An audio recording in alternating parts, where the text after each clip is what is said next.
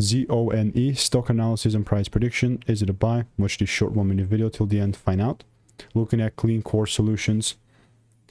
Overall, I do see that this is like not that big of a market cap stock just from the price action itself.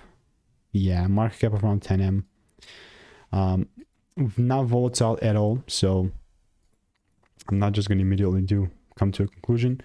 I'm using my strategy that again has gotten me thousands of correct predictions over the last 4 years, and I've spent thousands on courses and mentors.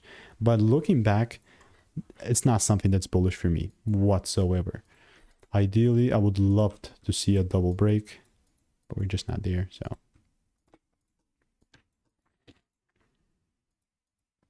this is where we are.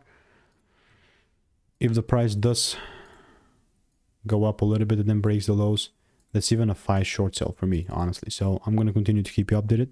I don't think it would really like to be below $1, because again, also getting the listed from a New York Stock Exchange. But if you want to make more money trading in a simple and lean way, click the first link in the description. It's a free newsletter. Goodbye.